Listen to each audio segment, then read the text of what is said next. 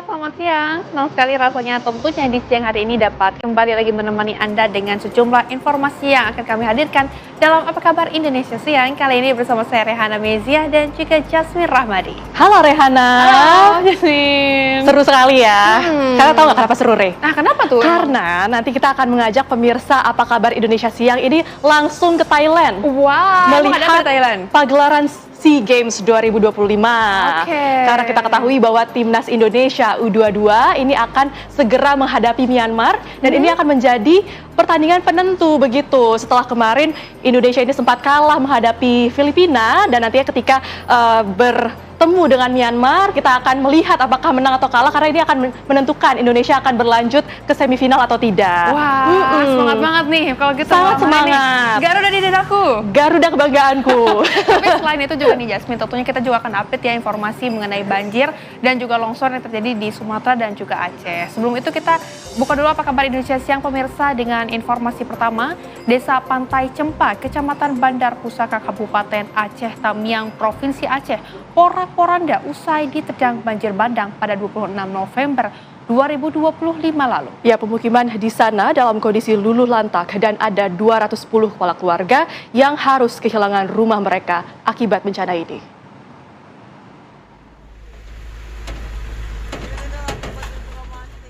Inilah penampakan desa Pantai Cempa usai diterjang banjir bandang beberapa waktu yang lalu.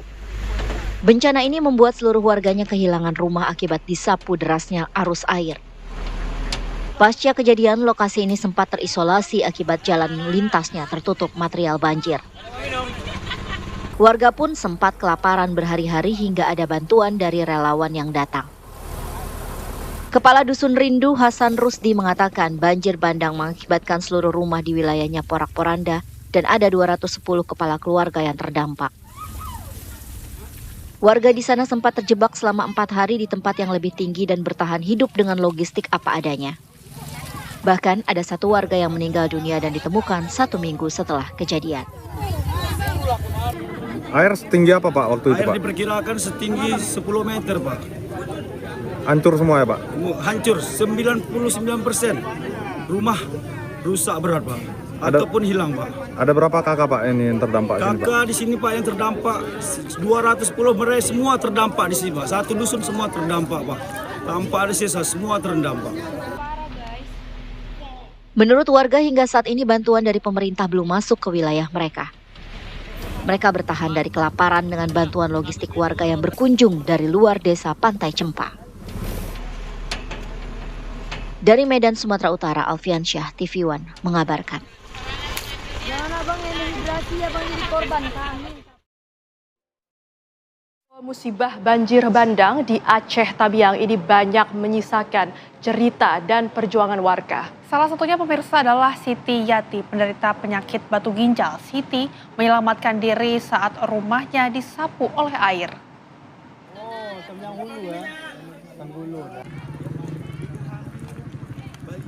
Musibah banjir bandang di Kabupaten Aceh Tamiang yang terjadi akhir November lalu banyak menyisakan cerita dan perjuangan warga menyelamatkan diri dari gandasnya air yang datang memporak-porandakan seluruh rumah. Salah satunya adalah Siti Yati, berusia 52 tahun, warga desa Pantai Cempa, Kecamatan Bandar Pusaka, Kabupaten Aceh Tamiang. Ia merupakan penderita penyakit batu ginjal yang menyelamatkan diri saat rumahnya disapu oleh air. Siti Yati bersama suami dan warga sekitar yang membantunya untuk berlari, bahkan menggendongnya ke atas bukit yang berjarak 10 km dari rumahnya. Selama 4 hari, ia dan ratusan warga lainnya bertahan di atas bukit tanpa makanan dan tanpa obat akibat daerah tersebut terisolasi. Hingga kini, Siti Yati masih merasakan sakit dan tidak memiliki obat. Rumahnya hancur dan harta bendanya sudah tidak ada lagi. Itulah Bu, aku kena batu ginjal, nggak bisa jalan aku Bu. Bisa jalan aku. Jadi pengobatan kayak mana nih Bu? Mana ada? Dari mana aku dapat? Itulah tadi saya kasihnya Bu. Kenapa Bu, aku sakit ini aku berjalan Bu bilang. Ibu jangan kerja berat, enggak berani. Ini kok malam kayak mana tidur? Tidur di sini lah, tidur dalam tanah. Sampai saat ini, belum ada bantuan dari pemerintah yang masuk. Beruntungnya, sejumlah relawan datang membawa logistik untuk mereka bertahan hidup. Dari Medan, Sumatera Utara, Alfian Syah, TV One, mengabarkan. Dan pemirsa, kita beralih ke informasi berikutnya di mana kabar duka datang dari Aceh Tengah Aceh, di mana 3 pasien korban banjir bandang meninggal dunia karena tak mendapatkan penanganan tepat di saat genting. Mereka pemirsa diketahui tidak bisa dirujuk ke rumah sakit yang memiliki perlengkapan yang baik karena tidak ada akses untuk membawa mereka. 3 pasien yang dirawat di Puskesmas Kecamatan Bintang, Aceh Tengah tak bisa bertahan hidup. Kondisi ketiganya kritis, namun mereka tak bisa dirujuk ke rumah sakit yang memiliki perlengkapan layak. Puskesmas kewalahan untuk menangani ketiga pasien tersebut. Dengan perlengkapan seadanya, tim medis Puskesmas Bintang tak bisa berbuat apa-apa untuk menyelamatkan nyawa pasien kritis. Ada 3 pasien yang memang karena untuk pasien itu keluarga pasien sudah pasrah, sudah tidak lagi mau dirujuk. Jadi kami kadang di puskesmas sudah ada keluarga yang udah baca Yasin juga. Kayaknya nggak bisa saya ceritakan lebih dalam lagi karena itu sangat menjadikan sekali. Mohon izin Bapak Presiden Republik Indonesia, mohon izin Bapak Kepala BNPB, harapan kami untuk fasilitas kesehatan agar diperbaiki dan sebagaimana mestinya. Kalau tidak bisa masih akses darat, kami mohon untuk memfasilitasi seperti kapal atau speedboat dengan BBM-nya juga. Untuk oksigen juga kami sangat kekurangan. Untuk tenaga medis kami, untuk dokter juga kami sangat kekurangan. Sejumlah ruas jalan untuk keluar dari Kecamatan Bintang saat ini masih terputus. Kecamatan Bintang berada di tepi Danau Lutawar. Karena itu petugas puskesmas meminta untuk sementara evakuasi pasien bisa dilakukan melalui air. Dari Aceh Tengah Aceh, Haidir Ashar, TV One mengabarkan. Usai menuntaskan lawatan ke luar negeri, Presiden Prabowo Subianto hari ini kembali meninjau sejumlah wilayah terdampak bencana di Sumatera. Presiden bertolak memakai helikopter dari Bandar Udara Kuala Namu Deli Serdang, Sumatera Utara menuju Aceh Tamiang, Aceh. Setibanya di Aceh Tamiang, Presiden Prabowo melihat langsung penanganan korban terdampak banjir bandang dan tanah longsor di posko jembatan Kuala Simpang. Usai menjenguk dan melihat langsung penanganan dari korban terdampak banjir bandang dan tanah longsor ini, Presiden rencananya akan berangkat menuju Takengon, Aceh. Presiden juga ingin memastikan seluruh proses penanganan di lapangan berlangsung efektif dan humanis, mulai dari kebutuhan pangan dan layanan kesehatan hingga percepatan perbaikan infrastruktur vital seperti jembatan, jalan, tanggul, bahkan jaringan komunikasi.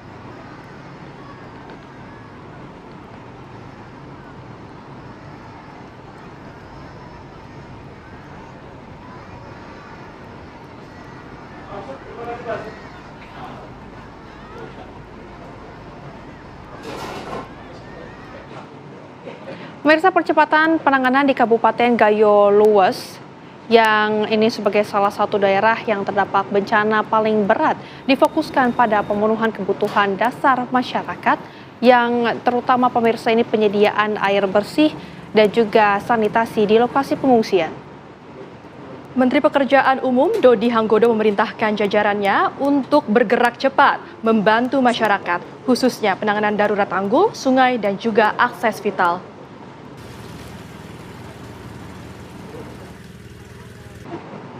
Dan pemirsa, kini kita akan bergabung dengan Wana Sari di Aceh Tamiang. Wana, mungkin Anda bisa gambarkan seperti apa situasi saat ini di sana?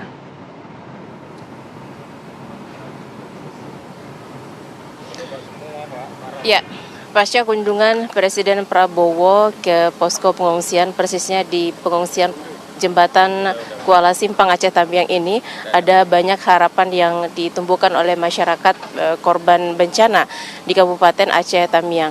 Ada beberapa hal yang disampaikan oleh masyarakat di sini, terutama mereka berharap agar kondisi ini segera pulih, pemerintah segera memperbaiki sarana dan prasarana, termasuk warga berharap pemerintah membangun rumah-rumah mereka atau memperbaiki, minimal ada hunian sementara. Belum diketahui akan berapa lama para pengungsi tinggal di tenda-tenda yang disiapkan. Sejauh ini ada 632 titik pengungsian yang disiapkan baik oleh pemerintah maupun warga membangun secara mandiri dengan bantuan tenda dari pemerintah. Meskipun begitu, warga tentunya berharap akan ada progres yang cepat dalam hal pembangunan minimal hunian sementara bagi warga untuk mereka memulai hidup baru. Karena saat ini warga korban bencana di Aceh Tamiang ini, khususnya mereka yang rumah-rumahnya hilang ataupun sudah tidak tersisa lagi, mereka tidak bisa memulai, mereka bingung harus memulai hidupnya dari mana, kecuali berharap dari bantuan pemerintah. Dan sejauh ini juga logistik terus didistribusikan di 12 kecamatan di Kabupaten Aceh Tamiang ini, seperti beras, mie instan, telur. Nah, ini didistribusikan secara bertahap meskipun warga yang menerima bantuan ini menyatakan belum sepenuhnya cukup untuk kebutuhan mereka sehari-hari, sehingga mereka masih berharap bantuan dari lembaga sosial ataupun masyarakat yang melintas yang memang memberikan bantuan kepada warga korban bencana. Selain itu, masyarakat juga berharap pihak terkait khususnya TNI juga Polri ini membantu masyarakat dalam hal membersihkan material longsoran seperti lumpur yang masih menumpuk di rumah-rumah warga begitu, karena sejauh ini untuk mendapatkan air bersih saja pun masih terbatas. Kemudian akses penerangan di kota Kuala Simpang ini pun masih minim sekali, hanya ada beberapa titik saja yang sudah nyala ataupun hanya mengharapkan mesin genset untuk menghidupkan penerangan di malam hari. Dan selain itu, warga juga khawatir dengan kesehatannya mengingat posko-posko pengungsian itu tidak cukup steril begitu, tidak cukup baik untuk kesehatan para pengungsi, apalagi ada anak-anak, ada ibu hamil, juga ada lansia yang menghuni posko-posko tersebut. Sejauh ini berdasarkan data ada sekitar hampir 200.000 warga Kabupaten Aceh Tamiang ini yang mengungsi, dan sekitar hampir 100.000 jiwa ini yang memilih untuk pulang ke rumahnya masing-masing. Saya kembalikan ke rekan-rekan di studio. Ya, Wanasari, tadi Anda sebutkan bahwa hingga hari ini bahkan listrik juga masih belum menyala di Aceh Tamiang. Lalu bagaimana kondisi terkini di sejumlah fasilitas umum seperti di Rumah Sakit Umum Daerah, Wanasari?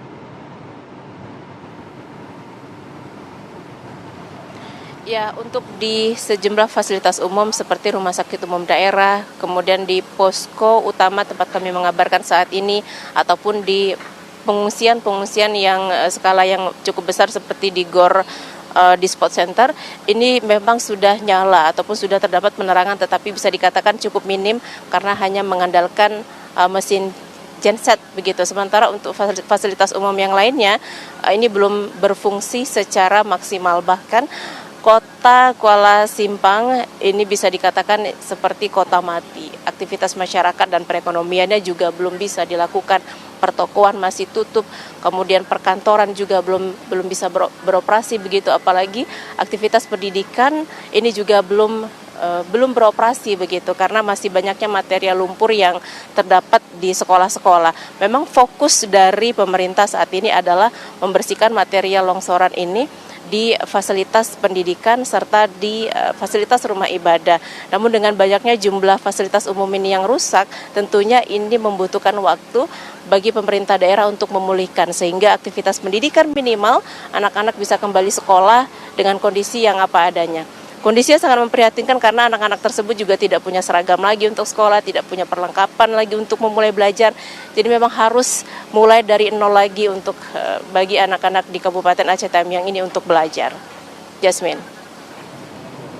Baik, nampaknya aktivitas masyarakat juga masih belum bisa dilakukan. Terima kasih Wanasari atas laporan Anda langsung dari Aceh. Selamat kembali bertugas, jaga keselamatan dan juga kesehatan selalu di sana. Pemirsa, mengevakuasi kelompok rentan dalam bencana banjir dan longsor Sumatera adalah sebuah tantangan khusus karena akses yang terputus dan lokasi yang sulit. Tetaplah bersama kami di Apa Kabar Indonesia Siang. Anda kembali bersama kami di Apa Kabar Indonesia Siang. Pemirsa, mengevakuasi kelompok rentan dalam bencana banjir dan longsor Sumatera adalah sebuah tantangan tersendiri, di mana pemirsa diakibatkan akses darat yang terputus dan lokasi yang sulit. Ya, meski sulit, bukan hal mustahil untuk evakuasi mereka melalui jalur udara.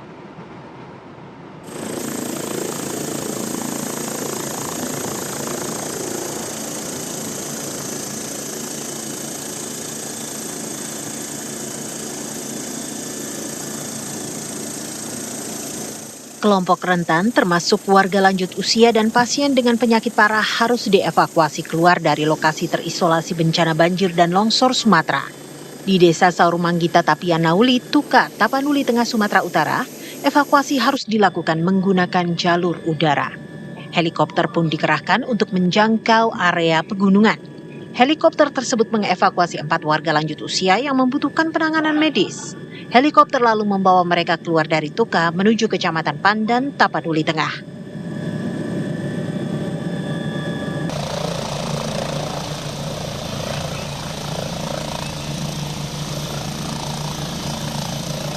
Helikopter mendaratkan keempat warga lanjut usia tersebut di Gor Pandan, lalu keempatnya dibawa ambulans menuju RSUD Pandan.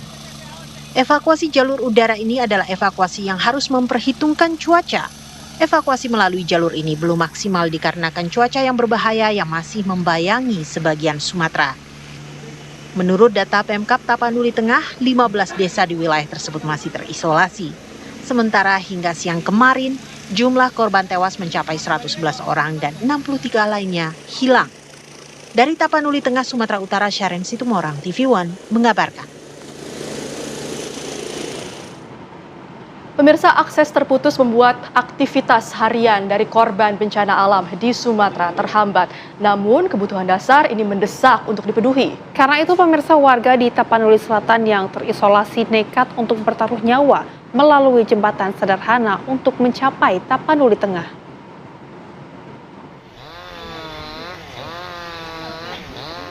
Gelondongan kayu yang menghantam Desa Garuga, Batang Toru, Tapanuli Selatan, Sumatera Utara 25 November lalu, kini diubah menjadi jembatan darurat untuk warga desa berlalu lalang.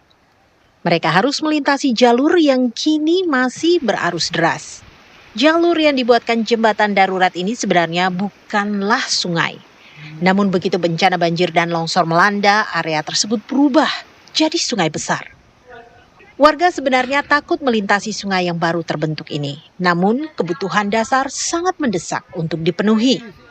Polisi dari Polda Sumatera Utara pun dikerahkan untuk membantu warga melintas.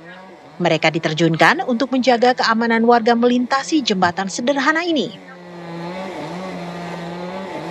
Oh ya, syukurlah ada Bang Brimob bisa terbantu kita untuk menyeberangi jembatan ini. Karena kalau dilihat, wah sangat takut kita ya kan. Tapi karena ada Bang Brimob kita terbantu, karena kita anak-anak kita kecil-kecil. Iya. Jadi cukup terima kasih banyak. Kami juga membantu, misalnya ada masyarakat yang bawa logistik gitu Bang, bahan-bahan makanan, kami juga membantu mereka menyeberangkan dari sungai kan Bang. Mungkin sebagian warga mungkin kurang berani melihat arus yang cukup deras dari efek dari banjir kemarin Bang kan. Apalagi kemarin sempat datang susulan itu, air naik.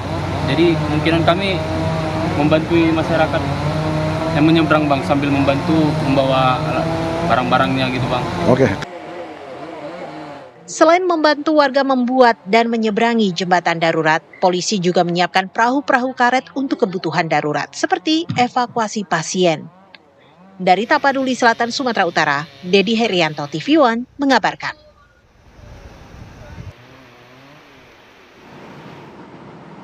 Para pengungsi dan juga warga yang terdampak banjir bandang dan juga longsor di Tapanuli Tengah, Sumatera Utara, pemirsa memikirkan bagaimana bisa membangun rumah mereka yang hancur karena tidak bisa ditempati lagi.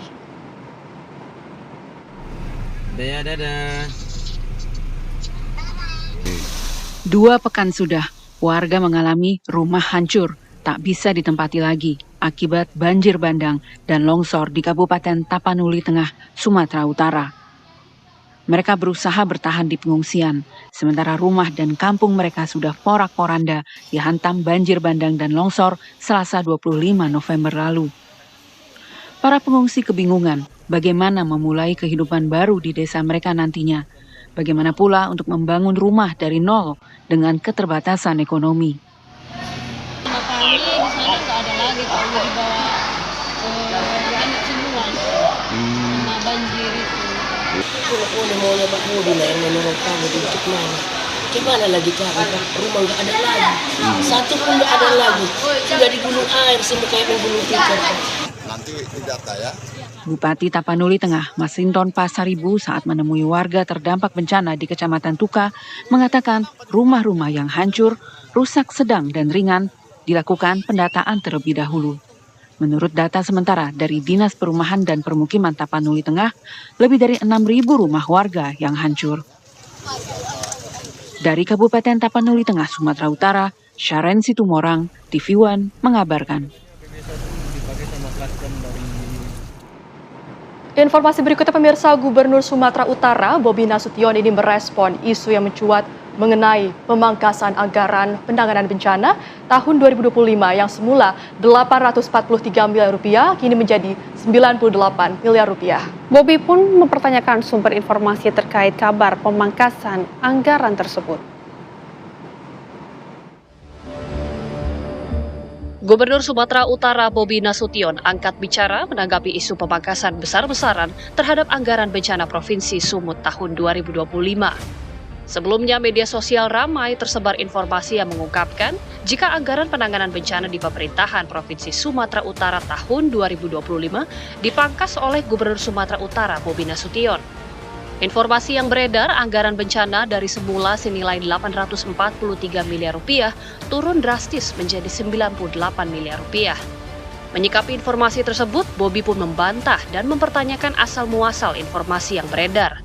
Lebih lanjut, dirinya menjelaskan bahwa angka 843 miliar rupiah bukan berasal dari dokumen Rancangan Anggaran Pendapatan Belanja Daerah atau RAPBD tahun 2025.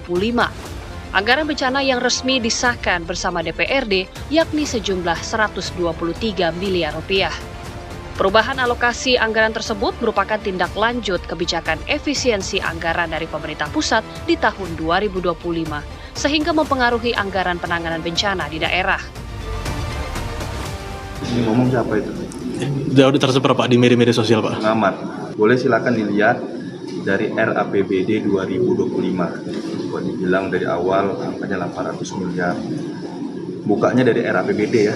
RAPBD yang disahkan bersama-sama dengan DPR itu angkanya 123 miliar. Sesuai dengan Impres nomor 1 tahun 2025 kan kita ada efisiensi. Ya. Kita disuruh efisiensi, kita efisiensikan.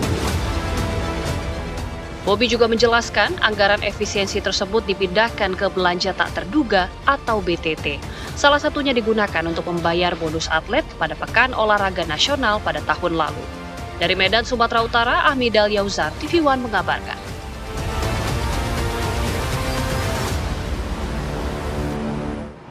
Pemirsa, sejumlah wilayah di Sumatera Utara masih porak-poranda usai diterjang banjir bandang beberapa saat lalu. Dan pemirsa, tentunya kita akan mengupdate bagaimana perkembangan terkini di lokasi. Kami akan ajak Anda bergabung bersama dengan Prita Zega di salah satu lokasi yang paling terdampak yang berada di Sibolga, Sumatera Utara. Sementara itu, pemirsa, ada Yohanes Leonardo di Medan, Sumatera Utara. Kita akan ke Yohanes Leonardo terlebih dahulu. Ardo, apa saja agenda dari Presiden Republik Indonesia ke wilayah bencana hari ini? Ya baik, Rehana dan juga Jasmine, jawab pertanyaan Anda, apakah kemudian rangkaian agenda dari Presiden Prabowo Subianto selama dan juga hijau sejumlah titik yang terdampak bencana banjir bandang dua longsor di Pulau Sumatera. Memang sejak pagi hari tadi Presiden Prabowo Subianto take off dari Lanut Wondo di Medan Sumatera Utara menuju ke 3 titik bencana awalnya. Mana yang titik pertama adalah Kabupaten Aceh Tamiang, kemudian juga meninjau sejumlah posko, salah satunya adalah posko jembatan Kuala Simpang yang kemudian juga menjumpai sejumlah warga Kemudian setelah itu Presiden Prabowo Subianto juga melanjutkan perjalanannya ke Kabupaten Takengon di Provinsi Aceh. Dan hingga saat ini Presiden masih terjadwal dan juga masih beraktivitas di sekitaran Takengon di Aceh. Di mana kemudian yang menarik adalah selain meninjau beberapa posko dan juga menjumpai warga di sana, Presiden Prabowo Subianto juga selanjutnya akan meninjau titik lokasi lain di Kabupaten Bener Meriah di Provinsi Aceh, yang kemudian 3 titik tersebut dikunjungi menggunakan helikopter karena memang masih terputusnya dan terbatasnya akses lalu menuju ke Kabupaten Takengon maupun juga Kabupaten Bener Meriah dari Medan, Sumatera Utara, sehingga harus menggunakan helikopter untuk ketibaan dan juga keputusan Presiden sendiri. Di mana kemudian juga mengutip apa yang disampaikan Presiden Prabowo Subianto, Rehan dan juga Jasmine, bahwa kemudian prioritas penanganan seperti pembangunan infrastruktur hingga kemudian pengadaan layanan mendasar bagi masyarakat prioritas utama yang coba dibangun salah satunya di Takengon dan juga di Bener Meriah, mengingat keterbatasan akses yang masih terbatas di kabupaten tersebut. Sementara itu pada pukul 4 sore nanti rencananya Presiden Prabowo Subianto akan kembali ke Medan Sumatera Utara. Untuk estimasi jadwalnya jam bahwa segala aktivitas Presiden Prabowo Subianto ini sangat tentatif mengingat kondisi cuaca dan juga kondisi kunjungan di beberapa titik. Dan sebagai informasi Rehan dan juga sebelum laporan saya, bahwa di Medan Sumatera Utara ini saat ini turun curah hujan yang cukup deras, dan mudah-mudahan di curah hujan yang cukup deras ini tidak juga kemudian turun di beberapa titik terdapat bencana seperti di Provinsi Aceh, karena tentunya hujan akan sedikit mengganggu proses pembangunan serta juga kembali menghambat adanya proses pembangunan infrastruktur dan lain sebagainya. Sebentar demikian kembali ke Jakarta dari Medan Sumatera Utara, Rehan Sudarso. Baik, rekan Yohanes Leonardo di Kota Medan, kita beralih ke Prita Zega yang juga sudah siap mengabarkan dari Sibolga. Selamat siang Zega, bagaimana kondisi terkini di wilayah terdampak bencana di Sibolga? Apakah semua lokasi sudah bisa diakses kembali, Zega? Ya, beberapa memang di Sibolga Utara sudah bisa diakses seperti yang saat ini kami mengabarkan, yakni di Aek Parira, Kecamatan Sibolga Utara, Kota Sibolga, Sumatera Utara. Namun apa yang Anda lihat saat ini adalah masih ada timbunan-timbunan puing-puing rumah, 11 rumah yang hancur dan tertimbun oleh material tanah longsor. Dan untuk update-nya sendiri hari ini, pemirsa, di sore hari ini kami melihat bahwa adanya perbaikan saluran air bersih yang sudah dilakukan untuk dialirkan kepada masyarakat, di mana para petugas dari PDAM ini, pemirsa, di tempat kami menggambarkan saat ini sedang memperbaiki saluran air bersih di Aek Parira saat ini. Dan untuk mengetahui lebih lanjut, saat ini saya sudah bersama dengan Camat Sibolga Utara, Ibu Santi Panggabean. Selamat siang, Bu Santi. Saat ini kunjungan yang sudah dilakukan ini seperti apa, Bu? Dan kami juga melihat adanya kegiatan di belakang ini, seperti apa kegiatannya? Baik, untuk saat ini kegiatan seluruh warga bergotong royong di lingkungan Kelurahan Angin Nauli, tepatnya di Aek Parira. Kita dibantu juga oleh BPBD, juga para TNI dan Polri. Kegiatan yang di belakang ini sedang apa, Bu? Gotong royong. Kalau ini perbaikan aliran air dari PDAM, perusahaan milik daerah. Ini sejak kapan, Bu, perbaikannya? Ini semalam juga sudah dikunjungi ke sini. Semalam juga karena ini dilintasi oleh truk-truk yang mengangkat material di sini, jadi agak terganggu sedikit. Jadi mungkin untuk satu kelurahan kami, yaitu Kelurahan Huta Tonga-Tonga, masih belum bisa efektif airnya masuk ke rumah warga. Artinya setelah ini apakah ini untuk semua kelurahan Huta Tonga-Tonga atau ada daerah lain yang memang dari sini sumber aliran air bersihnya, Bu? Ini kayaknya khusus kelurahan Huta Tonga-Tonga. Kalau kelurahan lain sudah hampir seluruhnya mendapatkan, khususnya di Kecamatan Sibolga Utara ini. Untuk saat ini warga yang masih mengungsi berapa orang, Bu? Pengungsi untuk Kecamatan Sibolga Utara sudah berkurang dari tadinya 1.500, ini sudah kurang lebih 900 pengungsi. Sisanya kemana, Bu, pengungsinya? Sisanya ada di sini, ada 2 posko. Kemudian untuk Kelurahan Angin Nauli ini ada 5 posko. 5 posko dan mereka punya dapur masing-masing. Kemudian juga ada di kantor kecamatan, di aulanya. Kemudian juga ada di SD Impres di Kelurahan Huta Tonga-Tonga dan juga TKP Mbina. Untuk bantuan yang untuk para korban, apakah ada yang masih dibutuhkan para korban saat ini di posko pengungsian? Saat ini untuk karena Pemko Sibolga, Pak Wali dan juga Pak Wakil push untuk membantu apa kebutuhan dasar kepada warga kami.